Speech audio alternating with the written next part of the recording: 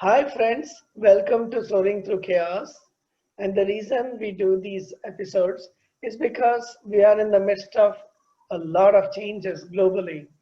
This is the first time in our lifetime that we are seeing a pandemic. And along with the fear of loss of life or getting bad health for friends and family, there's also massive layoffs, a lot of job losses, people's businesses not doing well. And along with that comes a lot of finger pointing, a lot of he did it, she did it, or groups not very happy with each other. We're seeing around the world a lot of challenges. But amid all this, there's hope. There are people who are building community. And one of the people I got to know about 3 years ago is Manoj Kumar.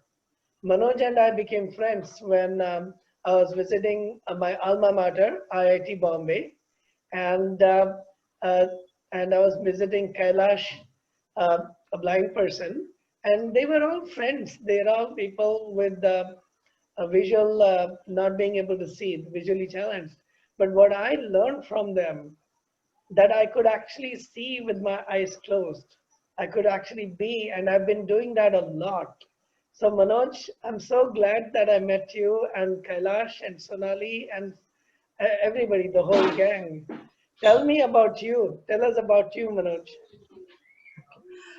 First of all, I would like to say good morning to all my friends, and it is a very pleasant morning I am seeing here.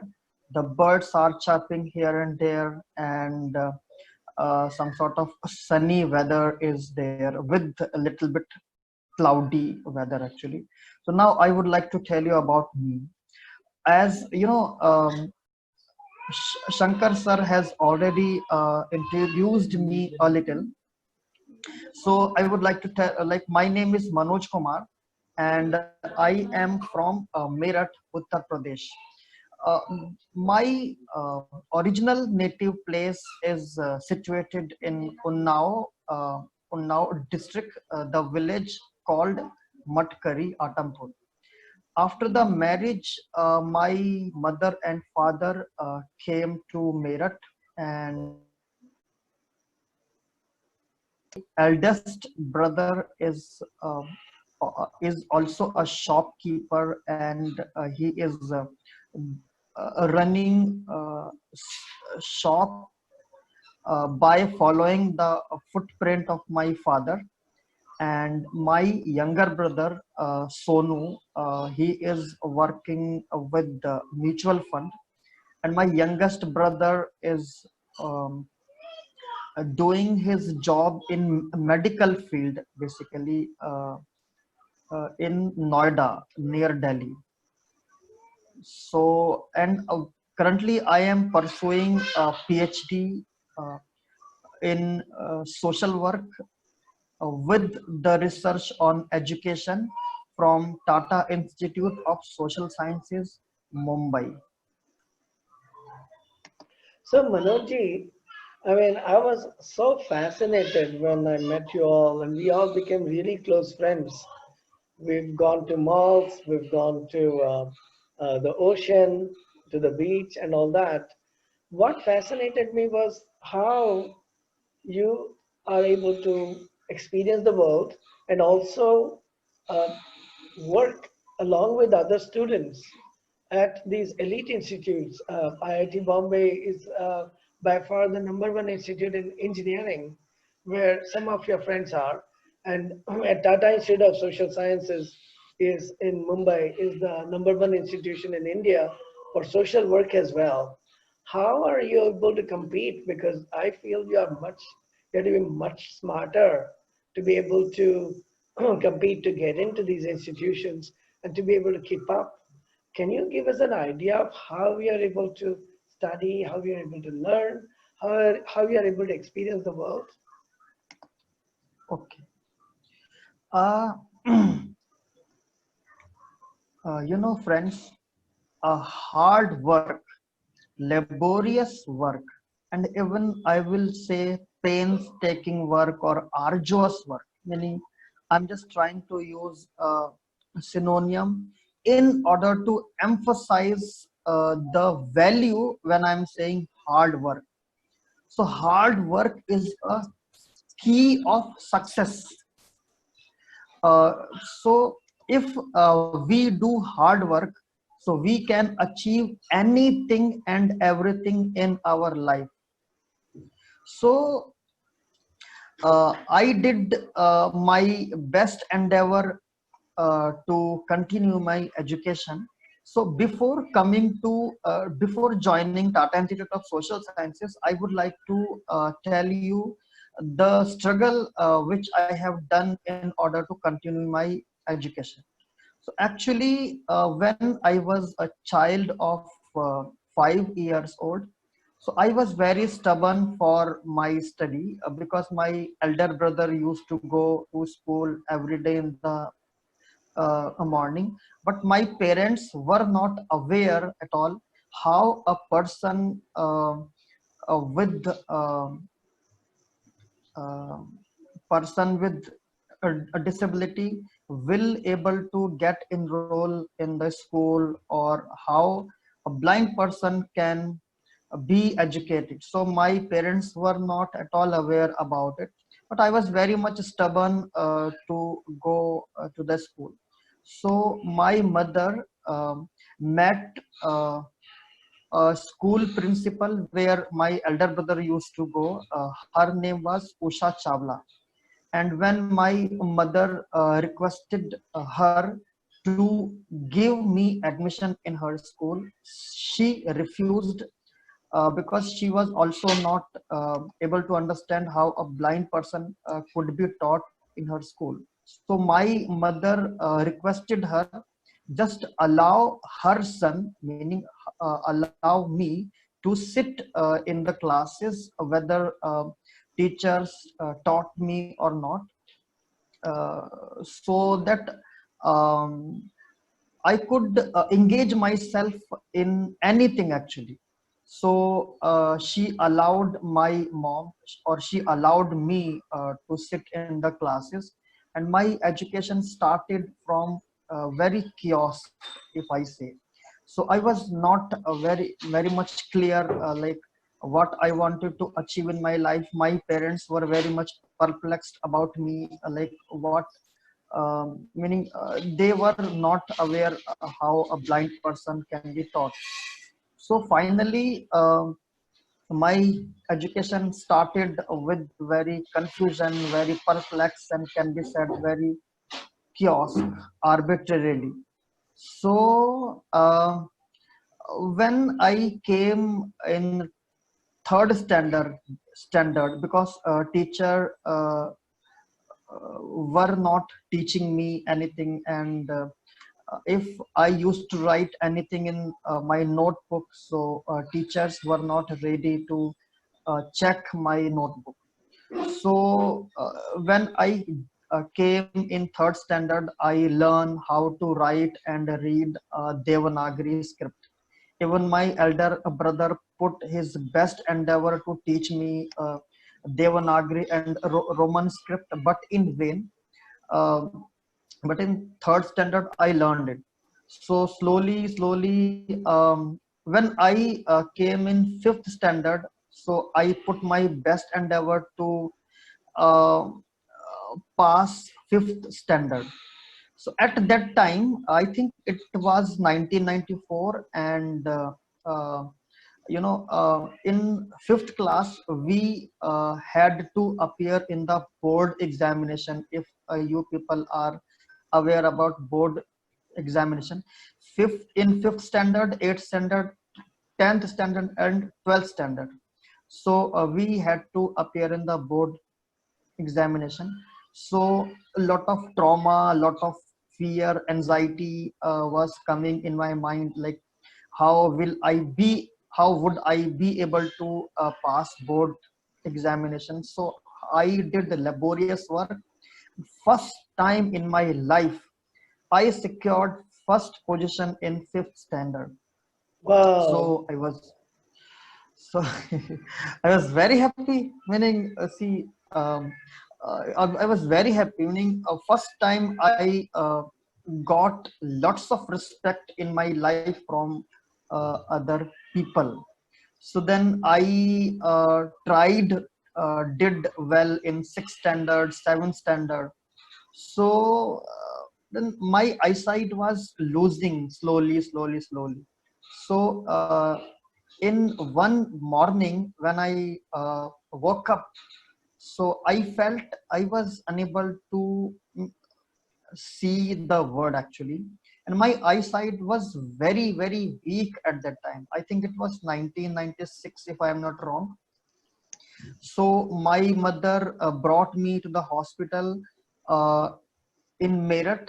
The hospital name was Mulchand Sarvati Devi, and the doctor said we could not cure his eyes, but we can prevent whatever eyesight I had in my eyes. So he gave me some eye drops and medicines.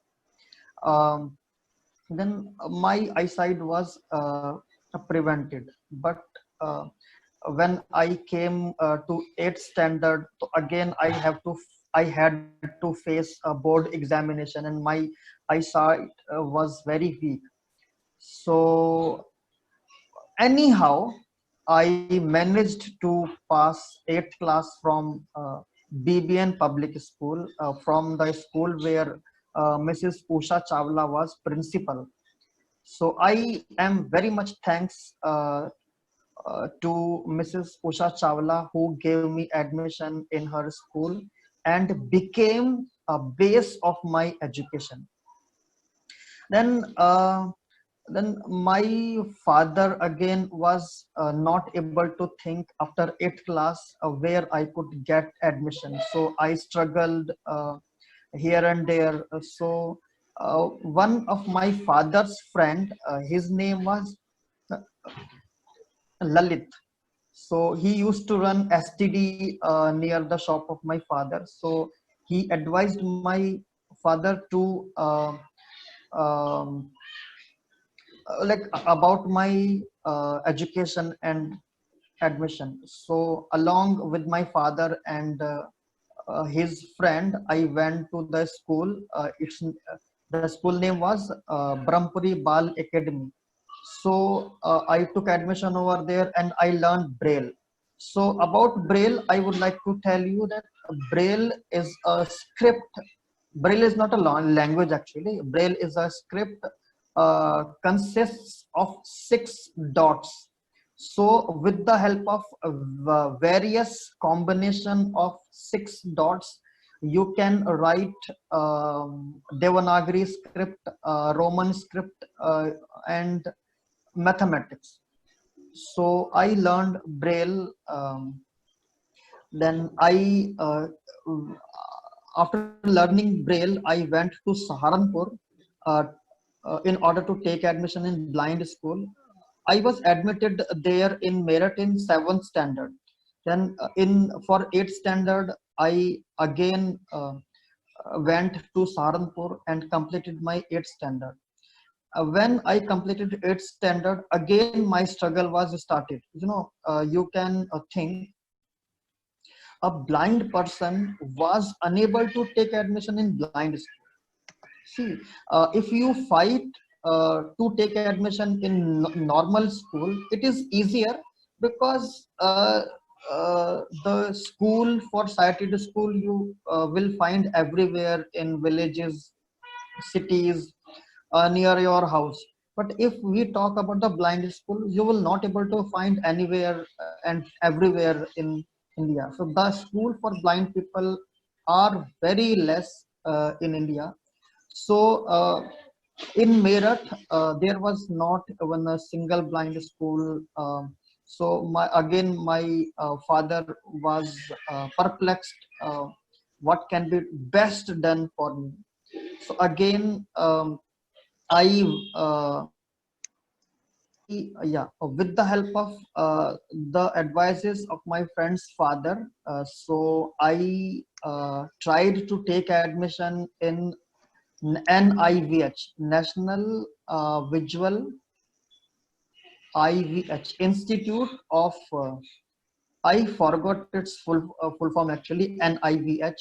It is situated in Dehradun, but I could not take, meaning school said that they school could not give admission from ninth standard to the children like me, because I think I was 18-year-olds at that time, or can be said, yeah, 16 years old at that time. So I couldn't secure admission in Dehradun, the school called NIVH, National Visual Handicap Institute for something. I forgot its name. Then I gave entrance test in the school called Bal Sadan. This is school situated in Delhi, but I could not secure admission over there because the writing speed in Braille was very weak. So then I finally I was able to secure my admission in JPM Senior Secondary School, Padiwal Memorial School. It is situated in Delhi, Chidiyaghar, or near Nizamuddin Dargah. Oberoi is adjacent with my school. So I took admission over there, and I first time in my life able to learn the culture of blind people and how the blind people live their lives and how they study. So after completing 12th standard, I managed to take admission in Saint Stephen College honors, and it was 2006 when I took admission in Saint Stephen Delhi University. So people usually say that Saint Stephen is one of the reputed college of India.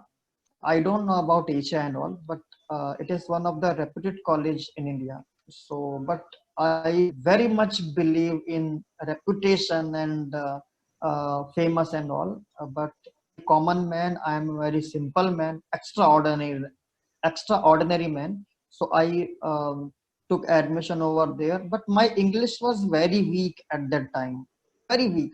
So meaning I was unable to interact with the people because of a linguistic problem.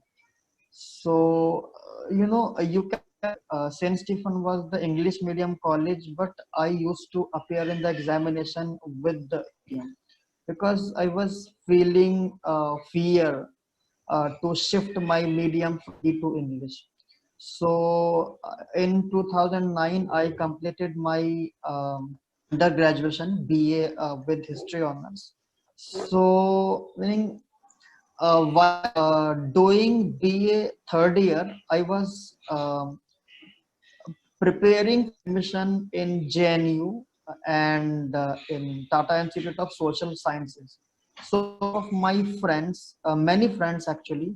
So I prepared reasoning, mathematics, and English grammar, and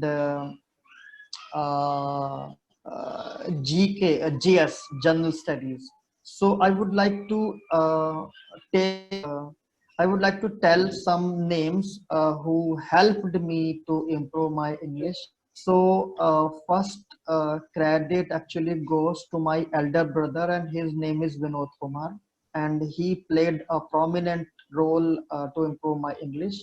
And one of my friend's sister, Chetan Kapoor's sister, Miss Ruby Bakshi, she also helped me to improve my English. And one more iron lady, actually iron friend of mine, can be said, name Miss Kavita Sharma, late Kavita Sharma. She also helped me to improve my English. So with the help of these three pillars, I am able to speak in English. So otherwise, it was very difficult for me. So anyway, So secured my admission in JNU in Hindi honors as well as in Hindi history honors both.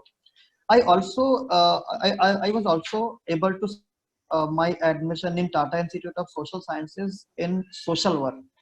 So I am not belong to very rich family, so people can understand managing 40 or uh, 45,000 rupees at a time is very difficult task. And see the population of India, more than 80% people are poor. I am not saying more than 80% of people are living below the poverty line, but it is true that more than 80% of people are poor. Yeah.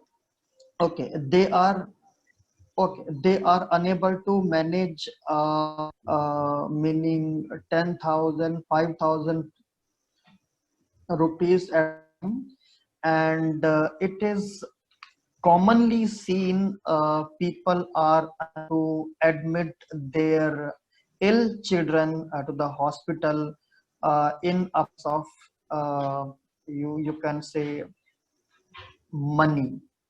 So, and managing 45,000 to take admission in TSS was very complicated task for the person like me. And I was unable to tell this to my parents because I was very much aware that my parents would not be able to arrange this kind of money. If they were able to manage the money, they had to borrow the big amount from relatives and my father's friend and all. So I did not tell. So I applied here and there for fellowship, but in vain. And there is an organization called Saksham. So I apply, meaning I requested one of ma'am. Her name was Rami, Rami. I am not able to recollect her full name. So I requested her to help me this big amount, and she tried to arrange 2 3 uh, funders for the fee. So they took my interview, and my aim was very much clear at that time that I wanted to do social work, and I wanted to help the children in need for care and protection. And I was intended to rehabilitate the prostitutes, the sex workers from brothel and all. So these were my aims at that time.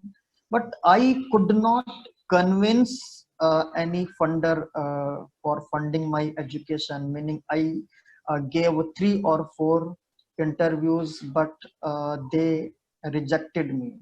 So I am able to recollect very well. It was I think 6th April 2009 was the last date to submit the fee. And I went to my school, JPM Senior Secondary School. So I met to the president. Mehta was his name, and I forgot his full name. PC Mehta हम बोलते थे, but I don't know what PC is. So he and one more guy, KC Pandey, Kailash Chandra Pandey. He was a secretary of my school, so they managed to give me the draft of 45,000 rupees, and I went to my school at 4th April. Wow. Within 4 hours, meaning I see, I'm very much thanks to KC Pandey and PC Mehta, who helped me to give this for the draft of 45,000 rupees with the help of Helen Keller Trust. So Very I'm so much nice. thanks. because they are also the base of my education. So many a time, I want to tell you, ability does not function. I was very much able to secure my admission in Tata Institute with my ability, but my financial problem was not allowing me to take admission over there. But I did it. Yeah. Therefore, I usually say, Shankar Bhai, I think it is becoming like monologue, but these are my expression actually. So then I joined Tata Institute of Social Sciences. Again, I faced a problem, meaning my English was very weak. So I spent 8 to 10 hours. You can Abhishek Thakur. He has become an assistant professor in Delhi School of Social Work. So Yes. he I is met Abhishek. an eyewitness. Yeah, he is an eyewitness of my laborious work because he was with me in every through and thick situation. So he and I used to work on for improving our English and all. So within 6 months, we were able to improve our English. So I'm not saying my English is very much improved right now, but yeah, I do not face problem in speaking English and all. The vocabulary of mine is also fine. I do not feel hesitation and all. So anyway, so I completed my master in 2011, and in 2010 I awarded a fellowship from Ashoka Youth Venture. I think you would be aware about this name. This is very Yes. famous Yes. name. Yeah. So These are Ashoka Youth among the best Venture. in India. Yeah. So they awarded me the fellowship in order to implement my project. So my project was basically, I have renamed it actually. So peer-to-peer passion, learn with fun for enlightening our passion. So this venture I started in 2009. I implemented it with the some of orphanages, Bar Bhaiya Orphanage and Balanand Orphanage situated in Chambur. So then after completing my master, I awarded a fellowship from Edelgive Foundation, EDELGIVE Foundation, Edelgive Foundation, and I continuously implemented this project, but not in Bombay, in Delhi at that time, at that point of time. So I shaped my project. So then um, I um, again I applied for admission in 2013 in TIS, Tata Institute of Social Sciences, for MPhil, as well as in Jawaharlal Nehru University. But at that point of time, I could not secure my admission neither of those colleges, like neither in JNU nor in Tata Institute of Social Sciences. So I again tried to take admission in MPhil in 2014. So I secured my admission there. So basically, I gave you the brief of my journey. And Wow. I mean, talk about determination. At each stage, you've shown so much determination. And in fact, when you and I talk, there are times when we talk exclusively in English. So your English is amazingly perfect. And there are times when we speak in Hindi because your Hindi is much better than mine. And आपके साथ मैंने बहुत हिंदी सीखी है. So oh, thank you. you've done exceptionally well in terms of learning, coming from a predominantly Hindi state to be able to speak English as good as many people all around India. What amazes me is your clarity of thinking, Manoj. In whatever you do, you're very clear about why you're doing it. Were you always like this, or did that ability to have that clarity of thought, were you able to develop it over time? At On one hand, at one point of time, I was a little bit clear, but at other point of time, I was very much confused. So I would like to tell you, clarity always comes from confusion. Clarity always comes from jumble thought. So we don't have to fear from our confusion. We don't have to fear from our you can say perplex. So if I tell you, I don't know why it was God gifted, meaning which proper word to be used here. I am not able to think.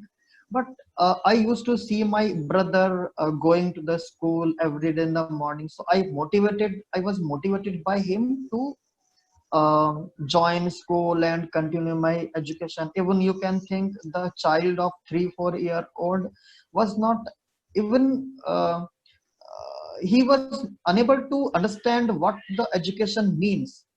So meaning I showed my stubborn to my parents. I wanted to go to school, and I wanted to enroll myself in education. And my because of my stubborn, my parents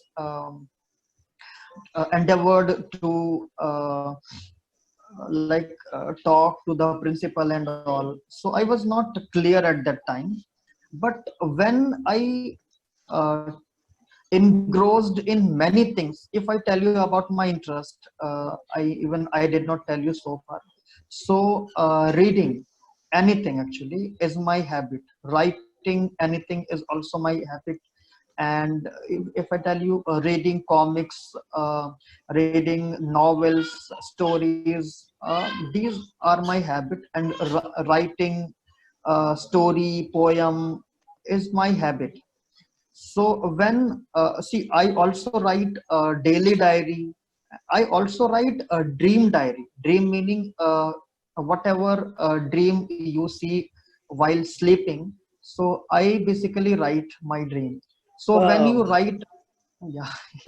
So when you write daily diary and when you write dream diary, so you will able to understand yourself. Because bhagti daudti duniya mein, you will not able to meet yourself. You will meet several people in your life, uh, many a time in Bombay, many a time in Delhi. But you will not able to meet yourself. So when you write daily diary, when you write anything, any poem and all, any dream and all, so you at that point of time, you basically meet yourself. So and I was engrossed myself in writing about me, what my interest, what my passions are. So slowly and steadily I became clear about my passion. So right now education is my passion, because I spent my half life basically in this sector of education. So I know many things. I will not say I know everything, but I know everything in the sector of education. So right now I want to work in the sector of education, but not in the manner school and colleges are functioning in order to teach the student. So my approach, my thought is very much different from the uh, current approach actually. So I am very much interested in spreading student centric education. So I want, my approach is giving freedom to the student in order to select any discipline, academic discipline they want. I say, because if I have completed bachelor of arts, so I will not be able to enroll myself in engineering. And meaning I was not able to give entrance for it. So basically full-fledged freedom is not there in education for the students. So I basically fight for this purpose. Wow. See, this is exactly what I mean.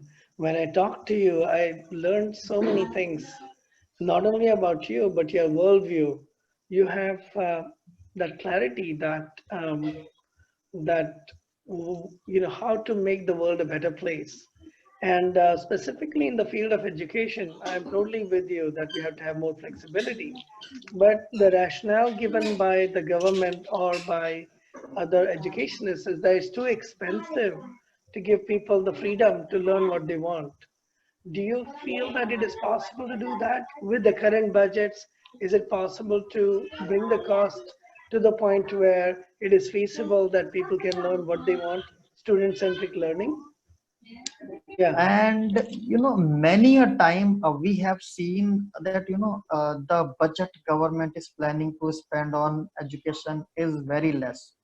So, and the major fault in current educational policy is uh, private institutions and private, you can say, universities, institutions are free to like वो free है कि वो अपना fees खुद decide कर सकते हैं. See, I want to give the example of my friends Kailash. Kailash is able to secure the admission for his nephew in a school by giving 53,500 rupees. You can say 54,000 rupees. Uh-huh. So spending 54,000 rupees is not cup of tea here. And uh, when his nephew went for the interview, so interviewer ने क्या बोला, interviewer ने बोला कि उनके parents को बोला, नेफ्यू के पेरेंट्स को बोला, because you don't know English so you will not able to teach your child, so we are unable to give your child admission in this school. Bhai, so I am not able to think, yeah, you are going to teach to the student, you have opened a school, you have to, this is your solemn responsibility to teach children. So why are you worrying whether the child's parents do not know English or they know Marathi or Hindi? So then Yeah. Kailash went and Kailash said, I know English, you give him admission. So this is one step. And the second step is 54 arrangement of 54,000 rupees. And you can say, because in very initial phase of the interview, you have mentioned pandemic period. And just think, we are living in pandemic period. Arrangement of 54,000 rupees is easier. So what rubbish we are doing with the policy of education. So government is doing hypocrisy basically on the name of educational policy, where private institutions are free to take any amount of fee from the students. So how a poor person uh, will able to take admission in the school? And you know very well, and I also know very well, bhaiya, uh, taking fellowship, taking scholarship is not very easy. You have to produce first of all income certificate, and your income should be, I forgot actually, 9,000, 8,000 per year. A family will die with this small amount per year. So this is hypocrisy in my opinion, and spending only 6% budget, and the rest of amount you will charge from a student. So on one hand, government is enshrining their rights in constitution in school by giving them reservation. 25% seats are reserved for SC, ST, OBC, and other kind of people. And if you think about the person like me, the blind person, how will they able to take admission in blind school? And I am telling you, my dear friends, if you do a survey,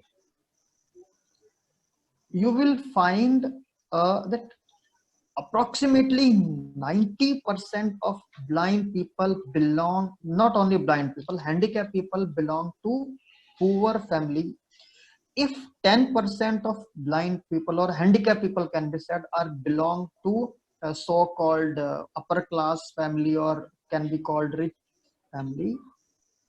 So the moment the freedom is not given to them. Why?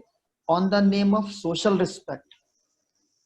So how the people like this will be able to take admission in school? So these questions are unanswered so far, and even I am also not able to think what can be done best for the children like them.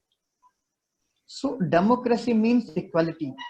So are we prevailing, spreading equality within the country? Are you able to get my point, Yeah, sir? yeah, yeah. In fact, these are very So, important questions. Uh, yeah, so these budget is very allocation of 6% GDP, and if you charge this heavy amount from a student, it is very difficult to see. If I tell you my own nephew, so my brother has spent 15,000 rupees for securing his admission, his son's admission in the school for first standard. So in the yeah, pandemic period, how it is very difficult to arrange this amount of money. Even in normal situation, arranging this kind of heavy amount is very difficult. So, yeah. So, but I mean, this is a problem that many countries are facing, and definitely India has faced it for a long time. I was very yes. fortunate. I came from a poor background as well. I was very fortunate that somehow I was able to top the classes. And then there are many scholarships. It was also a socialist government in those days. We're talking about 30, 35 years ago. So the cost of education was quite low in public schools and public colleges. The percentage of public schools and public colleges is much less now. There are many more private schools and private colleges, and the fees are whatever they want to charge. Yeah, so there are no simple answers. There are definitely no simple answers to that. So my question is, I see your determination to be in education. I also see how clear you are about what you want to do. What are the next steps? How do you see yourself becoming an educator in student-centric education? Okay. Sir, first of all, I would like to say that my passion is uh, to become an assistant professor and teaching social work, and you can say philosophy of social work, the theories of social work, and research, maybe quantitative research or qualitative uh, uh, research. These teaching these subjects is my passion. So first of all, I would like to say within 5 years, I want to become an assistant professor or a researcher. Number two, as I mentioned earlier, that my passion is to become an educator. My passion is to teach a student basically about self, about them, what their own interests are, what their own passions are. So and like if they are not very much clear for their passion, their interests, so how can they eliminate their confusions, and how can they bring clarity for their passion and interest. So this is my project, this is my aim. So I also want to spread my project. It is not actually my project. This is the a project of everyone. It belongs to you as well. It belongs to my friend Kailash, Sonali, and every friends of mine. So these are my small plans, and I'm not thinking to become a president of India or prime minister of India. So let them be. But I request them to draw a proper educational policy and a policy for health by keeping in mind the equality, fraternity already mentioned in Indian Constitution, basically. So Yeah, these are yeah. my small plans. I'm so looking forward to. In many ways, I have been your student as well. I came early on to mentor people among the special needs people when I was visiting IIT. What actually Mm. happened was you all ended up mentoring me also. I learned so much, whether it was the challenges faced by people or it was how to go beyond that. Do you remember we swam together? We used to swim together. We even Of danced course, together. And yes, I yes. was amazed how fast you guys learned swimming and dancing and everything. Can you describe how you learned it? It was so much fun. Actually, if I tell you, because first of all, you've mentioned swimming.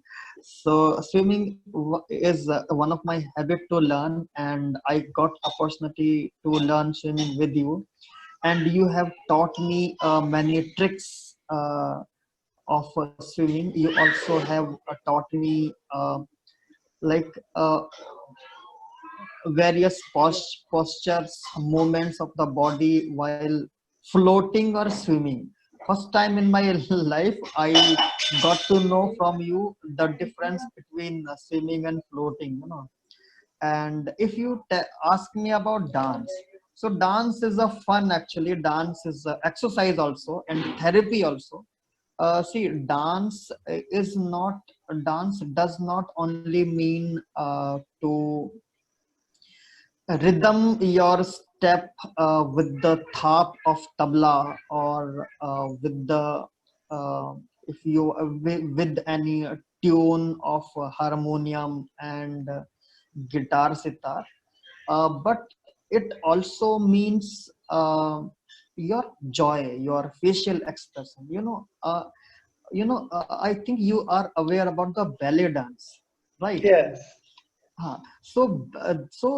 Ballet dance actually, you are not dancing with the rhythm of song, but you are trying to expressing a story with ballet dance, like in the format of ballet dance.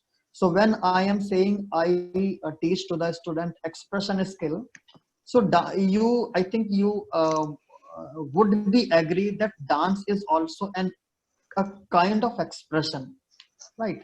So you can narrate a story with the help of dance, and if a child is mentally ill or mentally disturbed, so you can heal him, you can heal the child with the help of various steps of dance. Number two. Number three, you can throw the tensions, the frustrations out of your mind with the help of dance. Like just close yourself in a room, or don't close in a room, go on road, and like as we see in Hindi film, so just start dancing in the street by har ek tarah ki sharam chhod do, by leaving each and every shy and also dance. So it will heal your mind. And that it is very well known by the people, and many scholars are agree with it, that dance is also a therapy, musical therapy, dance therapy. So you can heal uh, any mental ill people. And one day I was listening a song, वो गाना ना इसका बप्पी लहरी का, I am a disco dancer, I am a disco dancer. And उसमें एक स्टेंसा है, जब मैं चलना सीख रहा था ना, बच्चा था, तो वो भी डांस ही था. So I want to True. say dance is everywhere, my friend. A tree or two trees are dancing by hugging each other. Okay, and water, the waves of water in sea are dancing with the help of tabla, you can say, or tune of wind. है ना? So you can see dance everywhere in nature. है ना? So stars, I don't know they are dancing or not. But a twinkling stars, twinkle twinkle little stars ना, तो poem में कुछ भी चलता है, तो twinkling stars are also dancing. So I want to say two things basically. So dance is one of the expression. You can express anything and everything with dance. And you will find dance everywhere, my friend. My lips are dancing when I'm speaking. Ah, and your thoughts, the waves of your thought are dancing in your mind, if I'm not wrong. So true, so true. In fact, movement is so basic, and dance is nothing but movement in some kind of a rhythm or Hmm. expression. These are the expressive arts, and I got introduced to it in a formal way in my almost Yeah. when I turned 40, and the last 16 years I've been a fan of visual arts, performing arts, and just being involved in all these, really immersing ourselves into these different forms of arts, music, and all that. What surprised me, Manoj, was how Mhm. fast. I must have only done like 3 hours of swimming with you guys. But by the time I saw you, each time I would see you, there's like a step jump in how much you knew swimming. And same thing with dance. Mhm. I think we only danced maybe 2 hours or no more than 3 hours. But again, each time I was like so amazed how much focus, concentration, clarity you had. People with full vision are not able to focus. And I was astounded how fast you and Kailash in particular, and even Sonali, were able to get into these things. Do you think people with full vision actually get distracted? What is the reason? What's your theory on that? Why is it that people with vision impairment can actually pick up more? Actually, I basically will not say that people with eyesight distracts from dance. Maybe possible that missy many reasons are there not to concentrate their minds on dance. First thing may be shy, है ना, कि they are feeling shy. And when boys and girls come on the same stage, so because we have society has taught us shy. So एक reason ये हो सकता है. Second reason may be related to कि friends क्या बोलेंगे, कि what people will say if I dance in wrong manner, है ना, I will not dance rightly, what people will say at that point of time. And people may do backbiting and all, है ना. So third thing may be related to their interest. Maybe possible that some of them are not very much interested in dance and all. But I usually do not relate dance with interest, because every one of us has interest in dancing and all. शर्म हो सकता है, साई हो सकता है, but हाँ, but to some extent can be said that uh, interest may relate with dance also. And if you particularly ask about me, because you hold my hand and Kailas's hand and helped me to dance. So uh, rapidly tried to learn those steps you taught me. You taught us actually, and particularly about me, I have interest in dance. So when anyone teaches me to dance, I basically engaged myself, and these things may be my dear. And you know what really surprised me? When the very first time you and I started dancing and I was showing some basic steps, you remembered the steps from your childhood when you were able to see. You actually remembered the steps of some of the famous dancers like Mithun Chakravarti, and there's another one, Yeah, South Indian one. And you were like able to yeah, show this is how they used to dance.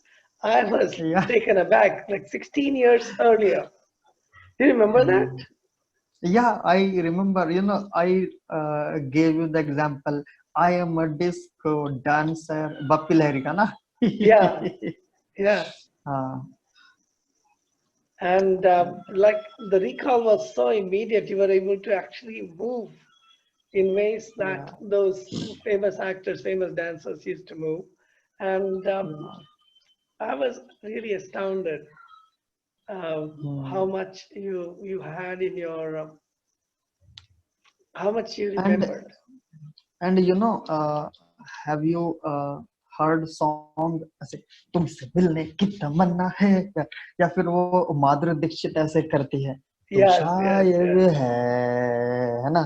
तो yes. I mean, I remember some steps, and पता नहीं कौन सा song था उसमें, ऐसे करते हैं फिर घुटनों के बल बैठ के फर्श पे स्लिप करते हैं, है ना? तो कौन सा Ah, गाना था? आई फॉरगॉट, आई थिंक वो था, दिल क्या चीज है जान हम अपनी जान तेरे नाम करता है, नहीं, या फिर कोई और था, माइकल जैक्सन का स्टेप था, आई फॉरगॉट एक्चुअली, लेकिन Michael Jackson के step में there's a lot of the slipping. What is it called? हाँ, lots of slipping actually. Yeah, yeah. There's a particular style of dance that became popular. I think break dance. Okay, Manoj, one of the things I find interesting when it comes to education and your focus on student-centric education, if you ask any student today, many of them get bored of the education system because it's not what they really want. For example, how much can you study mathematics and physics and languages all day long and have no play? For example, no dance, no music, the subtler things in life, the arts, that is highly de-emphasized in today's curriculum. Do you think we should, when you talk about student-centric education, do you think that's an integral part So of education? I would like to tell you that, see, I basically think 2-3 periods must included in each and every school and colleges. First thing is, I would like to tell you the meditation, because meditation heals your body and mind and connects your body and mind together. And a second thing is, education must be taught about self, actually, about their education and all. And third thing, compulsory thing would be sports and dance. You can say music and dance. See, because with dance, with music, you learn various things. And we basically blame students, like some students are intelligent, some students are fool. So but we are not giving any blame to the teacher. In my opinion, teachers are fool. They don't know how children to be taught. Even they secured their degree in B.Ed, and they cracked um, like क्या बोलते हैं, net set भी crack किया है. So they are not able to, mean they are absolutely unable to think how the children to be taught in best manner. So it is their fault. So and एक Hindi song भी है कि love, एक गाना ना, माना के college में पढ़ना चाहिए लिखना चाहिए, रोमांस का भी एक लेक्चर होना चाहिए, romance period and love and dance period, है ना। सो वो सब वो फन में बोला है, लेकिन होना चाहिए पीरियड। आई ऑल्सो थिंक कि डांस का पीरियड होना चाहिए, स्पोर्ट्स का पीरियड होना चाहिए। And if you are teaching student the concept of physics, chemistry, language, mathematics and all, so why not with fun? So why the boring class you are making every student sit in a line of chairs, है ना, and you are delivering a monotonous lecture. Forget about the children. Like you and I, if we remember about our college time, so many a time you also would be sleeping during lecture, and I was also sleeping during the lecture. So we can think about the quality of lecture. So interesting होना चाहिए यार, interesting होना चाहिए. But सवाल ये होता है, the question is, I fully agree with you that it has to be much more fun and all that. If you were to Yeah. teach, and I'm sure you have been teaching also, how would you Yeah. make your classes interesting? How would you make it fun? How would you get students involved? My first activity would be, very first activity in every class, stand up, jump and dance for five minutes. So if I will allow them to make noise, other class may be disturbed. But if you jump and dance, no other class will be disturbed, right? So and they will feel energy and all for 5 minutes. उसके बाद I will start my lesson plan, you can say, and I will try to inculcate many funny things in order to teach them. And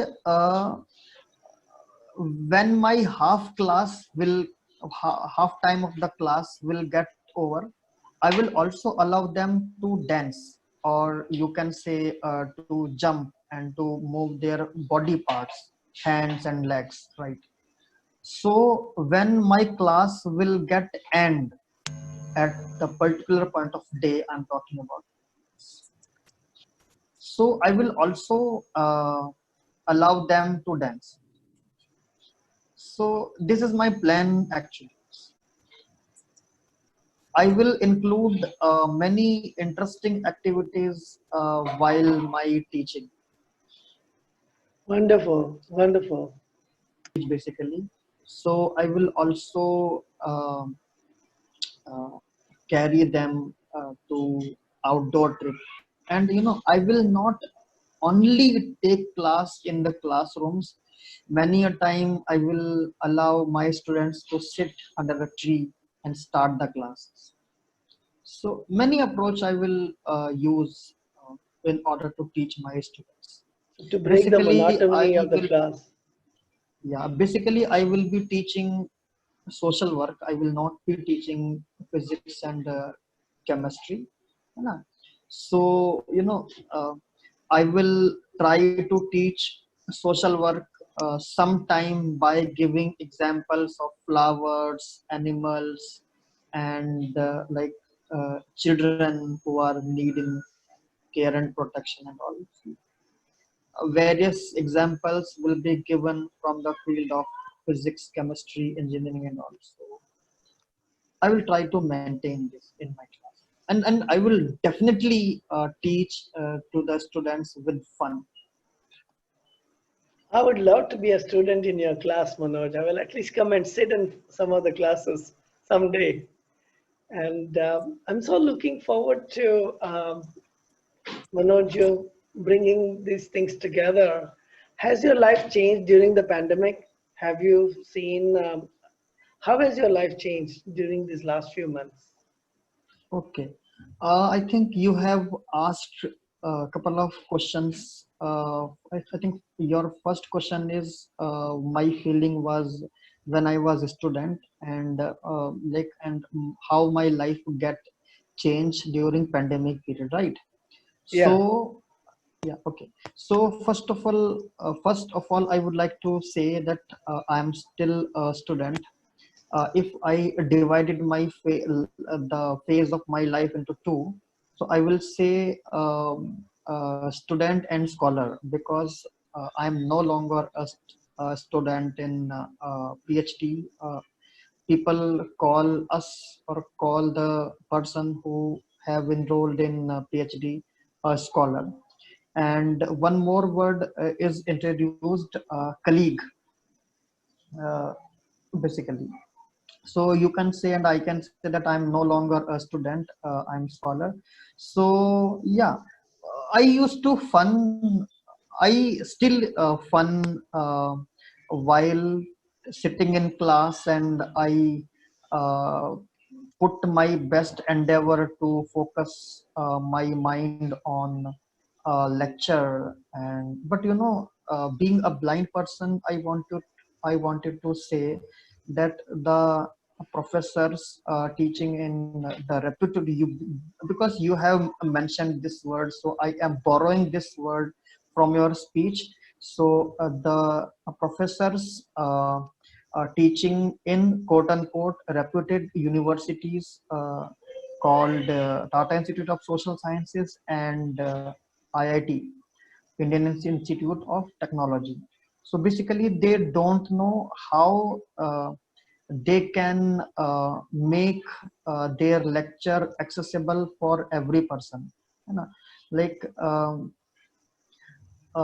if they are teaching with the help of PowerPoint presentations, so they do not keep in their mind about the presence of the PWD students. So they are highly neglected and ignored. And suppose if I am uh, recording a lecture, because many professors allowed us for recording. So you can think 2 hours I'm spending in class, and 2 more hour I will spend to hear the recording, right? So this much of time we actually do not have. So recording of the lecture is also not worthwhile mechanism to make the lecture accessible. And if you get the lecture recorded, many background will appear, and you cannot skip those backgrounds. um, and yeah, suppose if you are showing us any diagrams, any pictures, pictorial image in your PPT, so the professors have not these days technology, you can on thermocol sheet you can engrave the particular curve. While if you are a professor of economics, so picture can be engraved. Picture basically curved I am talking about. Okay, many curves you will able to find in economics. So yeah, yeah, so you can engraved it on thermocol sheet. And if you are teaching physics, chemistry and all, so many diagrams, and if you are teaching geography, many maps you can engraved on a thermocol sheet. But I don't know people, it's a problem of awareness or it's a problem of ignorance, that I don't know. But it is very much true that people are not showing their interest to make the education accessible for PWT person. But I am very much sure it is ignorance. Why? Because people are very much aware about Braille script, and people are very much aware about the computer, and people are also very much aware about the problem about the inaccessibility of PWD person, but they do not try, they do not effort to make their lecture accessible. And it is the person, the particular person who makes endeavor to sit in the class whether the lecture is accessible or not. So this is the hurdle, hindrance, obstacle in lecture actually. Yeah, but if you ask me about fun, yeah, of course, it is fun. I have made fun during my childhood when I was student of school, college and Tata Institute, and I also have enjoyed my life when I became scholar, and I also enjoyed my life when I implemented my project. And if you ask about pandemic period, the later part of your question, so I would like to say, um, yes, my life has also changed in pandemic period. First impact, if I tell you, about my plan. I was planning to complete my PhD in 2021, but now I will not be able to finish my PhD by 2021. And number two, I feel fear to go out of my home because fear has been spread that if you touch any object, corona virus can be inserted in your body. And if I am going to the path, so yeah, being a blind person, I may ask for the help, and I may touch any object, or my my hand falls on any object. So we've talked about so many different things, and I'm so glad, Manoj, that I'm your friend. Do you have any suggestions for people on how they can grow during these challenging times? How they can get to the next step of learning more things? Okay. Sir, in the initial phase of my interview, I have mentioned laborious work, painstaking work, or arduous work. And I have used one more synonym, hard work, is the key of success. And with the passion of hard work, clarity and determination are also compulsory. See, I want, if you allow me to deliver message for the audience, I would like to say, four pillars. Four pillars meaning, number one, hard work. Number two, determination. Number three, clarity. And number four, flexibility. You can say that determination and flexibility are contradiction of each other, but if you see in deep, it is not actually. So if you have four pillars with you, you can achieve anything you want, you desire in your life. So I want to give you the example. If you go back 100 years or 200 years, so landing on moon was uh, impossible for us. But these days, we have successfully able to land on moon. We these days we are sending our satellites to various planets as Mars and all. And these days we have information about Jupiter's uh, Saturn also. So I want to say, like I want to quote here Schroepfer, Aspi Schroepfer. I think you know very well. Of So course. he basically says, cry or try.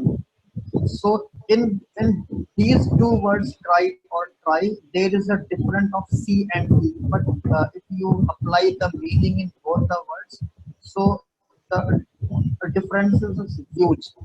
So it is, my dear friends, it is up to you, up to everyone, whether you cry or try.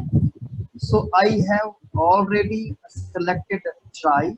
So I will always try in my life until the last breath, whether I will get success or failure. So failure is, the word failure is not in my dictionary, because if you do something, so 1% success, 2% success is invariably the part of your work. So do not see the 98% failures. Always see the 2%, 3%, 10% success of your work.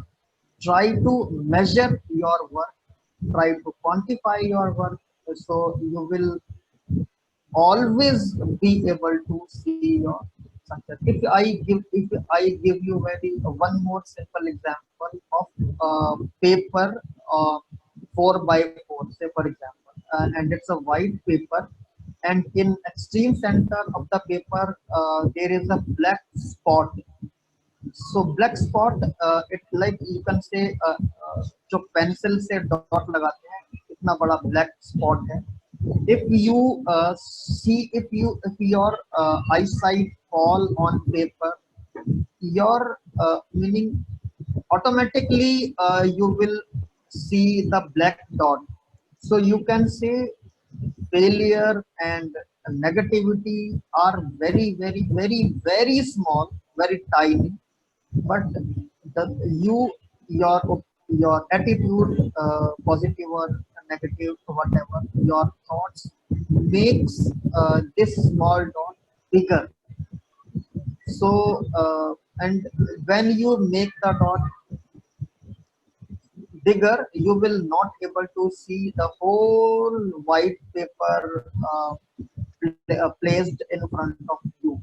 So your friends, always see your success. If you are seeing failure, see with your positive attitude, because 1% or 2% success hidden in it. As Napoleon said, failure in the word impossible is not in my head. I always say failure is not the word, the part of my dictionary. Thank you so much, my dear friend. Wow, wow. This is exactly the reason I wanted to talk to you, Manoj. I mean, the clarity with which you say, the convictions, and how much you've learned and absorbed. Yes, I remember Mr. S.P. Shroff telling us about cry versus try, and I haven't used it in my games, but I forget how much of a difference it can make to have the, whether you choose to cry or you choose to try. I'm so amazed at how much you've achieved and how much you are able to convey. And I'm so looking forward someday to become a student in your class, just to be there to audit and to learn. And to those who are listening to us, there's so much we can learn from each other. And I'm always looking to meet with people from whom I can learn and who I can continue to learn. So please stay in touch. And if there's any way you can come and talk to me, Ah, we can share, that'll be great. I will provide Manoj's contact information, particularly how you can get in touch with them. And I'll also provide my contact information. And if you enjoyed this talk, please let us know And if you want us to follow up and continue the discussion on education, we will do that too. Manojji, I'm so glad we talked, and I'm so glad it's been like almost one and Thank a you half so years much. since we met.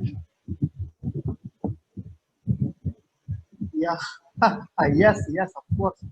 And so much, my dear friend. You first of all understand you uh, choose my name for becoming your interview, and you gave to meet and ordinary people like me, and you have interviewed because I am a zero. No, no, no. So, I'm always but looking for it people is like you and me. your initiative. It's all about sharing. Yeah, There's no competition there, and about the determination to continue to do things. And yes, if there's one person I've seen determined, it's you. No matter what happened, how many times you are told that you cannot do education and you cannot learn, you proved them wrong by just continuing almost doggedly determined. So yeah, yeah. I mean, I'm looking for people not based on the external achievements, but how much they have grown within, how much their personality has developed, how much they're willing to share about the challenges they've faced in life too. Manoj, you are a role model for me, and that's why I called you. So thanks thank you again, so and please stay in thank you so touch. much, my dear And friend. may you be a role model for thousands and thousands of people Yeah, who easily give up in life because we can't see what next. So I know you have been a role model for thousands and thousands of people.